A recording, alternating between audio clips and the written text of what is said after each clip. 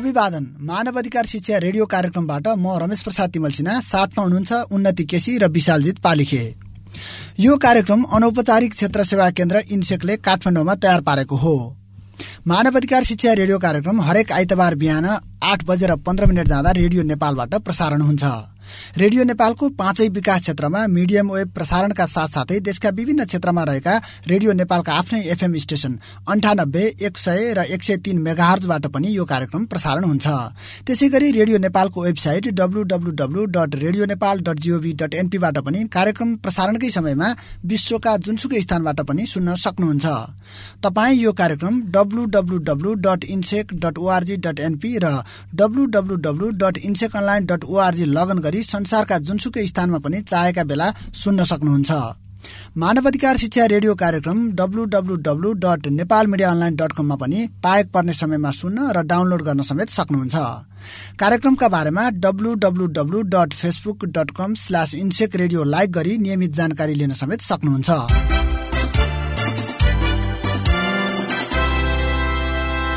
अनौपचारिक क्षेत्र सेवा केन्द्र इन्सेकले जनवरीदेखि मानवाधिकार अवस्थाका बारेमा मासिक प्रतिवेदन प्रकाशन गर्न सुरुवात गरेको छ।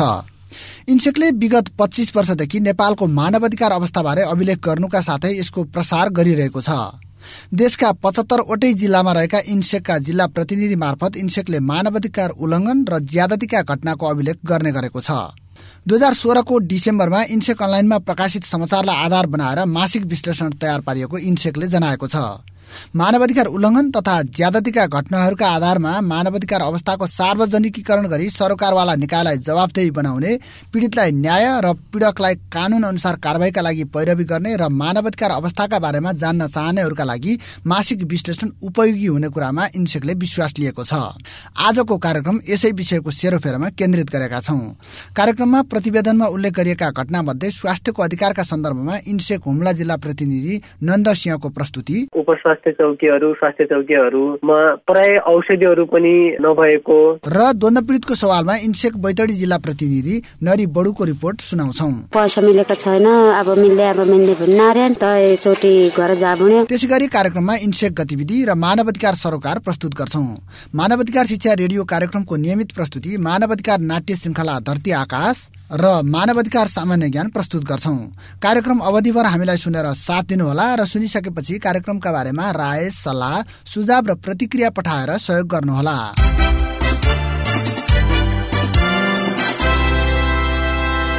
कार्यक्रम सुरु गरौं इन्सेक गतिविधिबाट।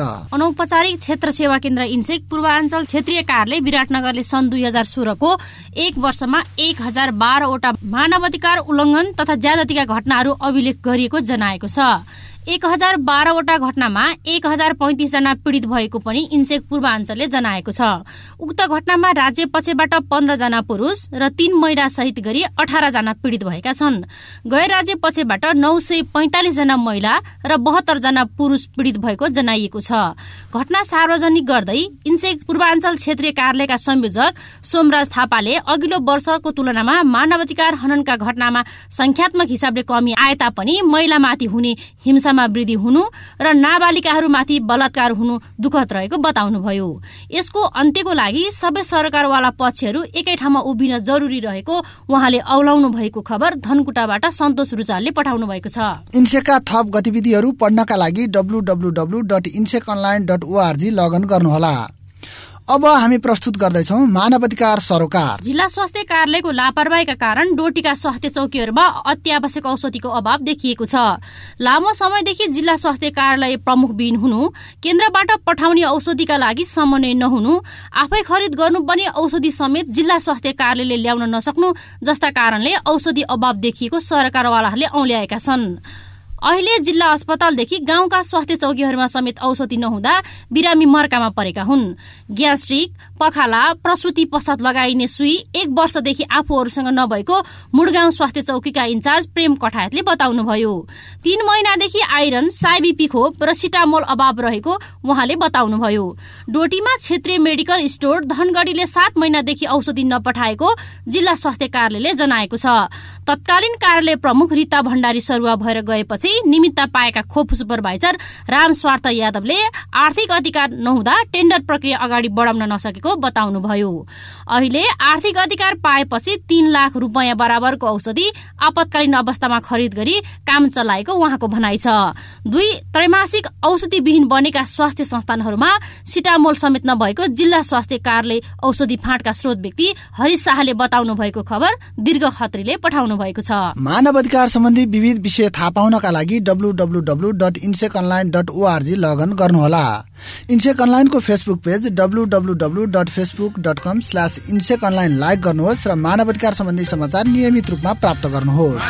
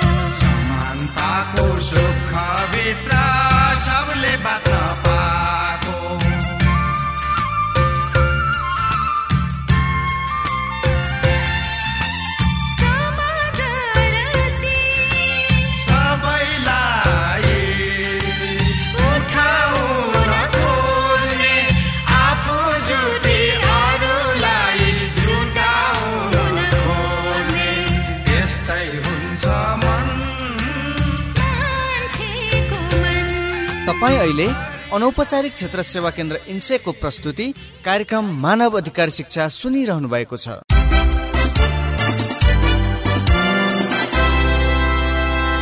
अब हामी प्रस्तुत गर्दैछौँ 2016 डिसेम्बरको मानव अधिकार अवस्थाका बारेमा तयार पारिएको रेडियो सामग्री।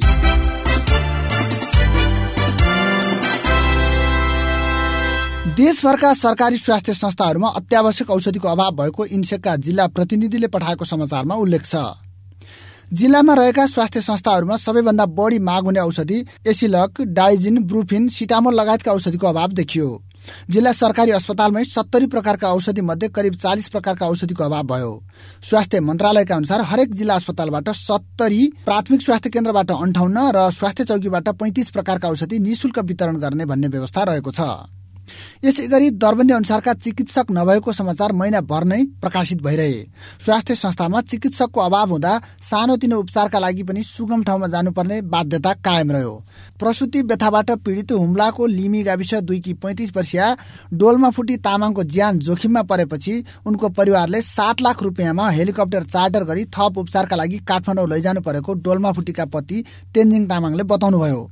नेपाल सरकारले जिल्ला अस्पतालमा निशुल्क प्रसुति सेवा लागू गरेको भए पनि प्रभावकारी रूपमा सञ्चालन नहुँदा सडक यातायात नपुगेका जिल्लाका बासिन्दा मर्कामा पर्ने गरेका छन्। स्वास्थ्यलाई मौलिक हकको रूपमा संविधानमै उल्लेख गरिएको भए पनि यसको प्रभावकारी कार्यान्वयनको अभाव देखिएको इन्सेकले 1 महिना अवस्था प्रतिवेदनमा उल्लेख गरेको छ।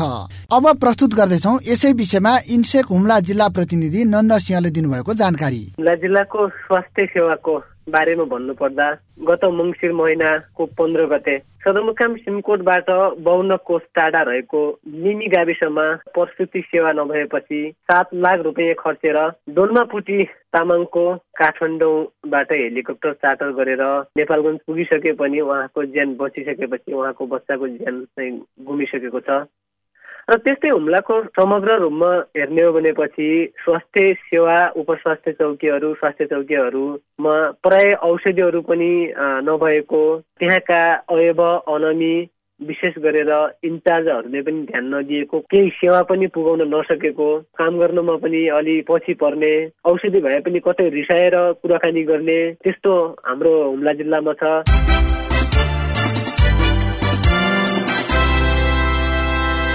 त्यसैगरी मानवाधिकार अवस्था प्रतिवेदनमा खाद्यान्न अभाव भएका कारण सुदूरपश्चिमका जिल्लाका बासिन्दा कामको खोजीमा भारततिर पलायन हुनु परेको समाचार पनि यो महिना प्रकाशन भएको जनाइएको छ। क्षमताभन्दा बढी कैदीबन्दी भएका कारण बन्दीको जीवन कष्टप्रद भएका समाचारले पनि प्राथमिकता पाए। सरकारले व्यवस्थापिका संसदमा पेश गरेको संविधान संशोधन विधेयक संविधान अनुकूल नभएको भनी नेकपा एमाले लगायतका विपक्षी दलले गरेको अवरोधका कारण डिसेम्बर महिनामा व्यवस्थापिका संसदको कारबाही लगातार अवरुद्ध भयो। संसद अवरुद्ध हुँदा अख्तियारका निलम्बित प्रमुख आयुक्त लोकमान सिंह कार्की विरुद्ध व्यवस्थापिका संसदमा प्रस्तुत भएको महाभियोग प्रस्तावका बारेमा छलफल हुन सकेन। प्रदेशको सीमाङ्कन फेरबदल गर्ने प्रस्ताव संसदमा दर्ता गरिएको विषयमा असहमति जनाउँदै 5 नम्बर प्रदेशका नागरिकले गरेको बन्दका कारण पश्चिमाञ्चल र मध्यपश्चिमाञ्चल क्षेत्रका पहाडी जिल्लाको जनजीवन लामो समयसम्म प्रभावित भयो। यसैगरी कैलाली र कञ्चनपुरलाई 7 नम्बर प्रदेशमा राखिएको र पछिल्लो संशोधनको प्रस्तावले पनि आफूहरूले विगतदेखि माग गर्दै आएको थारूहट प्रदेशको मागलाई सम्बोधन नगरेको भन्दै त्यस जिल्लाका थारूहरूले आफ्नो विमति जाहेर गर्नुका साथै विभिन्न विरोधका कार्यक्रमहरू सार्वजनिक गरे। इन्सेकद्वारा सार्वजनिक प्रतिवेदनमा यस अवधिमा राज्य पक्षबाट 4 जना महिला र 27 जना पुरुष गरी 31 जना पीडित भएको जनाइएको छ। गैर राज्य पक्षबाट 27 जना पुरुष र 67 जना महिला गरी 94 जना पीडित भए। यस प्रतिवेदनमा घरेलु हिंसा पीडित भएको भन्दै प्रहरी कार्यालयहरूमा निवेदन दिएका पीडित महिलाको तथ्याङ्क समावेश नगरिएको पनि प्रतिवेदनमा जनाइएको छ। इन्सेकले गरेको अध्ययन अनुसार सरदर दैनिक 15 जना महिलाले घरेलु हिंसा भएको भन्दै प्रहरी कार्यालयमा उजुरी गर्ने गरेका छन्। अभिलेखित घटनाको तथ्याङ्क अनुसार यो अवधिमा महिला र बालबालिका बढी पीडित भएको पाइएको छ। गैर राज्य पक्षबाट भएको बाल अधिकारका घटनामा 27 जना बालिका र 10 जना बालक पीडित भएको अभिलेख छ। यसमध्ये 11 जना बालिका बलात्कृत भएको र 1 जना बालिकामाथि यौन दुर्व्यवहारको घटना भएको इन्सेकले अभिलेख गरेको छ। त्यसै गरी गत वर्ष मात्रै छाउगोठमुक्त घोषित अछामको गाजरा गाविस 7 की 15 वर्षीय रोशनी तिरुवाको छाउगोठमै मृत्यु भएको छ। झ्याल नभएको र भित्र आगो बालेको कारण निसासिएर मृत्यु भएको हुन सक्ने प्रारम्भिक अनुमान गरिएको घटनास्थल पुगेका जिल्ला प्रहरी कार्यालय अछामका इन्सपेक्टर बद्री प्रसाद ढकालले बताउनुभयो। गत मङ्सिर 4 गते राति तिमिलसेन गाविसकी 26 वर्षीय डम्बरा उपाध्यायको छाउगोठमै मृत्यु भएको थियो। सन् 2007 देखि हालसम्म अछाम जिल्लामा 9 जना महिलाको छाउपडी गोठमै ज्यान गइसकेको छ। मानवाधिकारको प्रत्याभूति त्यति बेला हुन्छ जब मानवाधिकार सम्बन्धी राष्ट्रिय तथा अन्तर्राष्ट्रिय प्रतिबद्धता लागू गरिन्छन्। राज्य पक्षबाट हुने मानवाधिकार उल्लङ्घनका घटनामा उल्लेख्य कमी आएको भए पनि गैर राज्य पक्षबाट हुने उल्लङ्घन र ज्यादतीका घटनामा बढोत्तरी भएको प्रतिवेदनमा औल्याइएको छ। महिलामाथि हुने हिंसा न्यूनीकरणमा शून्य सहनशीलताको नीति राज्यले अपनाएको भनिए पनि चेतनाको अभाव र भएका कानूनहरूको प्रभावकारी कार्यान्वयन हुन नसक्दा महिलामाथि हुने हिंसाका घटनामा कमी आएको छैन। घरेलु हिंसाका घटनालाई परिवारभित्रको विषय मान्ने प्रवृत्ति र घरेलु हिंसा कसुर तथा सजाय ऐन 2065मा रहेको मेलमिलाप सम्बन्धी प्रावधानका कारण प्रहरी कार्यालयमा मिलापत्र गरिदिने प्रचलनले महिला अझ प्रताडित हुनु परेको इन्सेकद्वारा सार्वजनिक प्रतिवेदनमा जनाइएको छ। यसै विषयमा कुराकानी गर्न हामीसँग इन्सेक प्रलेख तथा प्रसार कार्यक्रमका व्यवस्थापक मदन पौडेल हुनुहुन्छ। इन्सेकले विगत 25 वर्षदेखि नेपालको मानवाधिकार अवस्थाको विश्लेषण गर्दै आएको छ। त्यसलाई नेपाल मानवाधिकार वर्ष पुस्तकका रूपमा वार्षिक रूपमा स्थिति सूचक भनेर हामी हरेक 3 महिनामा प्रकाशन गर्दै आएका छौँ। यसले चाहिँ नेपालको मानवाधिकार अवस्थाको वार्षिक अनि त्रैमासिक रूपमा चाहिँ विश्लेषण गर्नलाई अवस्थाबारे जानकारी लिनका लागि मद्दत पुर्याउँछ भन्ने हामीले अपेक्षा गरेर त्यसरी काम सुरु गरेको। त्यतिले मात्रै पुगेन, देशमा महिनाभरमा के भयो, मानवाधिकार उल्लङ्घन ज्यादतीका सन्दर्भमा मानवाधिकार अवस्था कस्तो रह्यो भनेर चाहिँ यो विश्लेषण गर्ने उद्देश्यले हामीले यो मासिक विश्लेषण प्रकाशन गर्न सुरु गरे। इन्सेकको 75 जिल्लामा रहेका जिल्ला प्रतिनिधिहरूले हरेक दिन मानवाधिकार उल्लङ्घन तथा ज्यादतीका समाचारहरू सूचनाहरू इन्सेक अनलाइनमा पठाउँछन् र हामी इन्सेकले सञ्चालन गरेको इन्सेक अनलाइन एउटा यो ह्युमन राइट्स न्युज पोर्टल, यसमा चाहिँ यस्ता समाचारहरू प्रकाशन गरिन्छ। यसको आधारमा चाहिँ महिनाभरमा देशको मानवाधिकार अवस्था कस्तो रह्यो भनेर मानवाधिकारको अवस्थाबारे जान्न चाहने सबैलाई काम लागोस् भन्ने हिसाबले यो विश्लेषण हामीले प्रकाशन सुरु गरेका हौँ र यो हरेक अघिल्लो महिनाका घटनाहरूका आधारमा विश्लेषण गरेर अंग्रेजी महिनाको 7 तारिखमा प्रकाशन गर्ने हामीले सुरु गरेका छौँ र यो हिजो 7 तारिखमा यो विश्लेषण पहिलो पटक प्रकाशन भएको। यसले चाहिँ यो मानवाधिकार उल्लङ्घन तथा ज्यादतीहरूको घटनाका आधारमा अनि सरकारवालाहरूलाई जवाफदेही बनाउन, यो मानवाधिकार उल्लङ्घन र ज्यादतीका बारेमा जनचेतना जगाउनलाई यो विश्लेषण उपयोगी हुने हामीले अपेक्षा गरेका छौँ।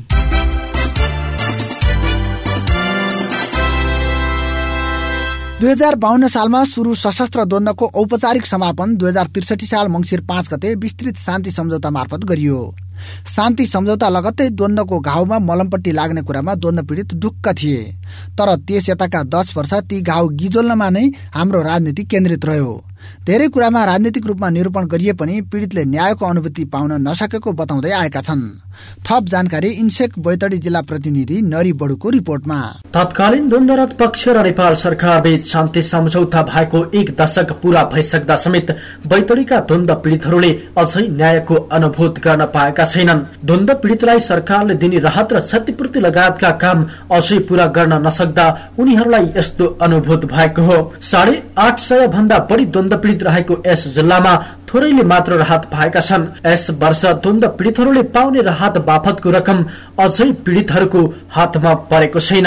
राहतका लागि 3 पटक शान्ति समिति र जिल्ला प्रशासन पुगिसक्दा समेत राहत नपाएको जिल्लाको मल्लादही गाविस 3 गराडीका हेमराज विष्टले गुनासो गरे। कहिले सिडिओ छैन भनेर फर्काइन्छ, कहिले मन्त्री आएपछि मात्रै राहत पाइन्छ भनेर आफूलाई झुक्क्याउँछन्। उनले भने पैसा मिलेको छैन, अस्ति पनि आइया हो, सिटी साहब अफिसमा नभएर यताउति भएर त्यो बेला पनि फेरि फर्केर 17 तारिखतिर आउनु भने हो, फेरि अहिले आइसकेको छ र 6-7 दिन भइसक्यो, पैसा मिलेको छैन। अब शान्ति समितिको मन्त्री आउँदैछन्, पछि पर्खनुहोस्, अब 1-2 हप्ता लाग्छ, फेरि जानु होला भन्दै थिए। हामी धेरै आपतमा छौँ, हामीलाई धेरै दिन भइसक्यो, यहाँ खर्च पानी सिद्धिसकिया छ। घरमा गाई बस्तु छोडेर सदरमुकाम आएको धेरै दिन भइसक्यो, राहत वितरण गर्न ढिलाइ गरेकाले समस्या भएको छ भन्नुहुन्छ बैतडीको तल्लादेही गाविसका पाना बोहरा। 6 दिन भयो, गोरु भुसा छाडेर आयो, छोराछोरी छाडेर आयो, पैसा मिलेको छैन।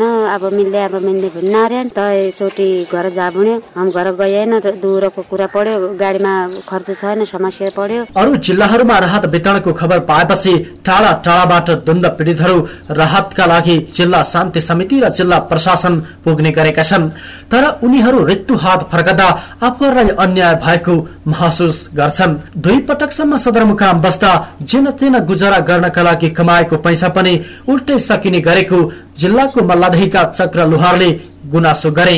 जेलबाट हामीलाई त थाहा छ, अब पढिरहेको 5-6 दिन पहिले बस्यो, 5-6 दिन अहिले बस्छ, खर्चको लेखा भएको भइसक्यो, तपाईँलाई खा हो अब हुने भ्याबडी गरेर पाउँ भुढायो के भुल्नार्यान। अब कन्जे 1 हप्ता लाग्दियो भुल्नार्यान, कन्जे 2 हप्ता लाग्दियो भुल्नार्यान, को मन्त्री आउने हेरी मन्त्री दिलो भुल्नार्यान। अरू जिल्लाहरूमा राहत बापतको रकम वितरण गरिसकेको भए पनि बैतडीमा भने मन्त्रालयले नै वितरण गर्ने अनुमति नदिएकाले आफूहरू र द्वन्द्व पीडित दुवैलाई समस्या भएको जिल्ला शान्ति समितिका कार्यालय सचिव जयन्ती कुवरको भनाइ छ। यहाँ अहिले पीडितहरूलाई समस्या भने कुरा अरू जिल्लामा पाइसके, बैतडीको हकमा दिन लागेको छैन भन्ने कुरा आयो। अब बैतडीको हकमा हामीलाई मन्त्रालयबाट मन्त्रीजीको आउने भन्ने खबर भयो। कुन दिन आउने भन्ने निश्चित चाहिँ छैन, अन्यल छ। उताबाट समय तोक्या छैन। यहाँ पीडितहरू धमाधम आएर रकम दिनु भन्दैछन्। अब माथिबाट मन्त्रीजी आएर उद्घाटन गरेर दिउँला र त्यो बेलासम्म रोक्नु भनेको छ। त्यही भएर अब प्रशासन र हामी शान्ति समितिका कर्मचारी पनि अहिले समस्यामा परेको अवस्था छ। अब उता दण्ड पीडितहरू आएर हामी 10-12 दिन भयो हामी होटलमा बसिसकेका छौँ। हाम्रो तिर्ने के गर्ने कसरी गर्ने भन्ने समस्या छ। मन्त्रालयबाट चाहिँ यकिन तथ्य नभएको कारणले हामी शान्ति समिति प्रशासनमा चाहिँ के गर्ने कस्तो गर्ने भन्ने अन्यलता नै छ। पीडितहरूलाई पनि अन्यल नै छ अहिले बैतडीमा। बिर्सनै नसकिने दर्दनाक द्वन्द्वको घाउलाई मलम लगाउनुको सट्टा अनेक बहानामा पीडित तथा आफन्तलाई दुःख दिनु कहाँसम्मको न्यायिक कुरा हो, यो उनै न्याय दिन बसेकाहरू जानुन्। तर सरकारले द्वन्द्व पीडित परिवारलाई न्यायको अनुभूत गराउन नसक्नु पीडित प्रतिको अन्याय हो। मानवाधिकार शिक्षा रेडियो कार्यक्रमका लागि इन्सेक प्रतिनिधि नरी बडु, बैतडी। तपाईँ अहिले अनौपचारिक क्षेत्र सेवा केन्द्र इन्सेकको प्रस्तुति कार्यक्रम मानव अधिकार शिक्षा सुनिरहनु भएको छ।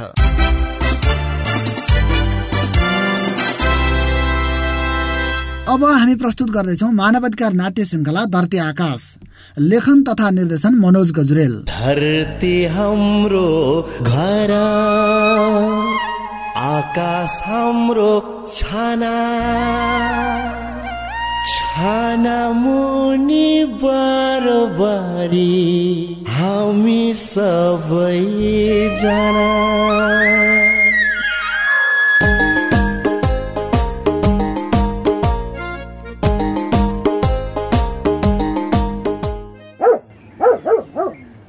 तैँले गर्दा हो होइन, तँ बिस्तारै बोल्न सक्दैन। वा कुकुर पनि डराइसक्यो तेरो कुरा सुनेर। वा म किन बिस्तारै बोल्छु?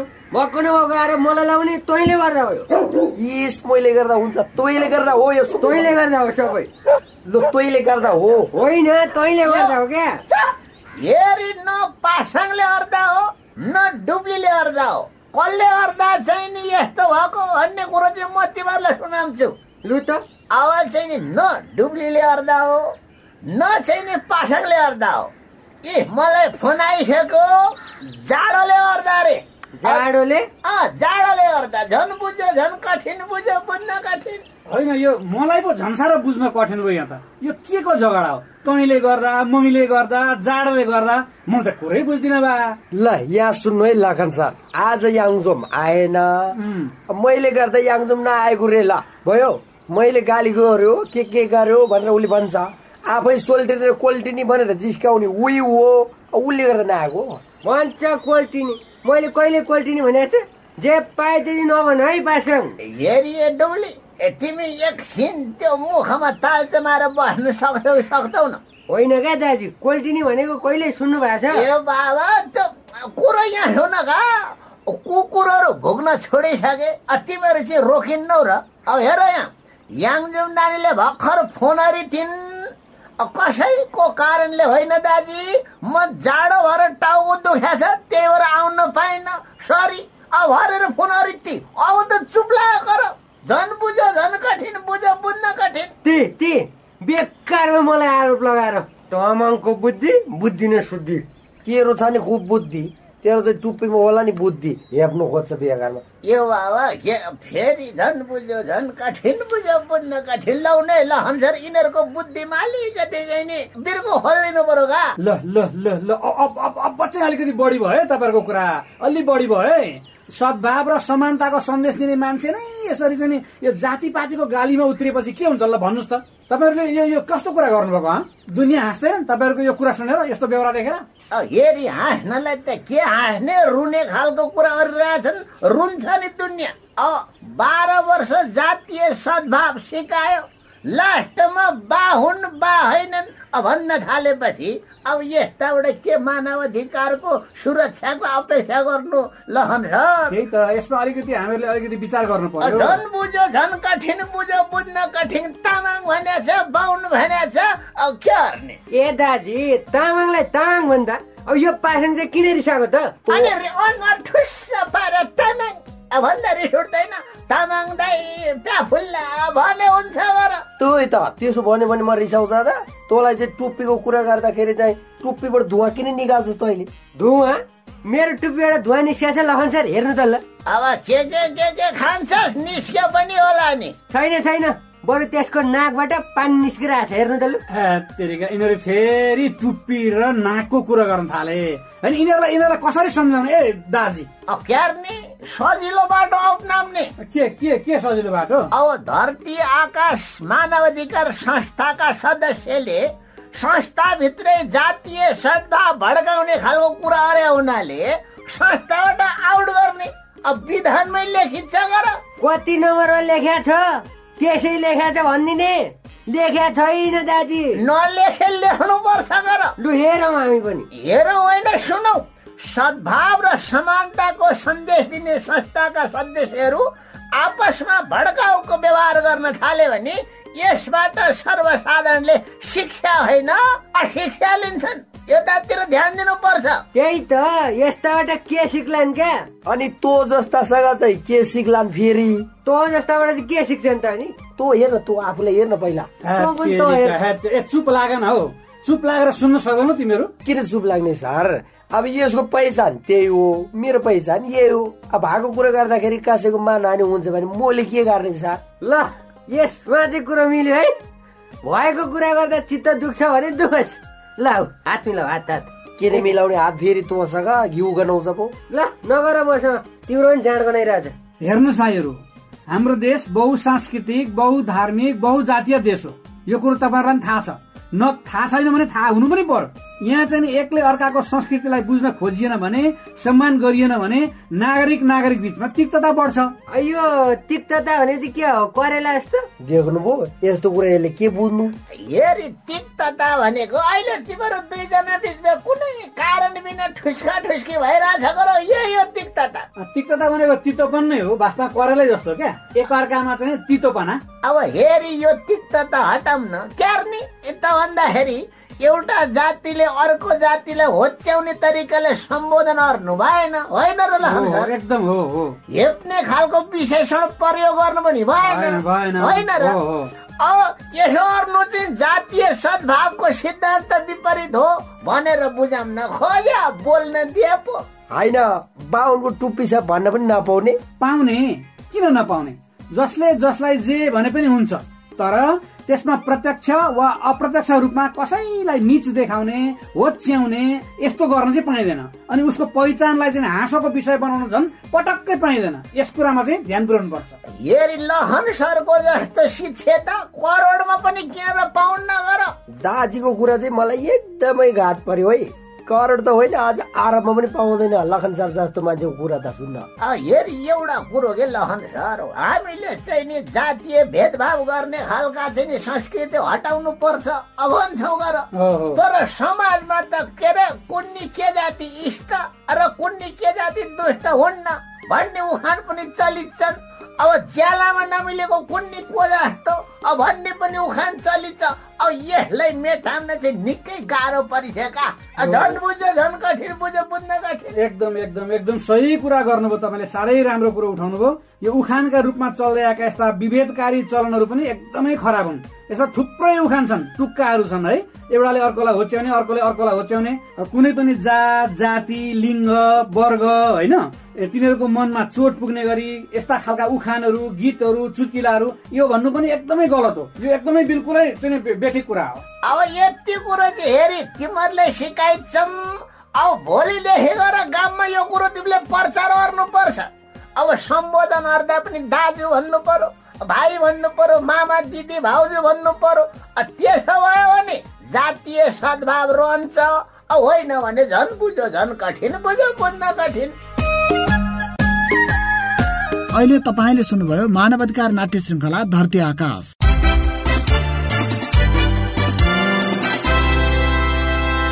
अब हामी प्रस्तुत गर्दैछौं मानवाधिकार सामान्य ज्ञान।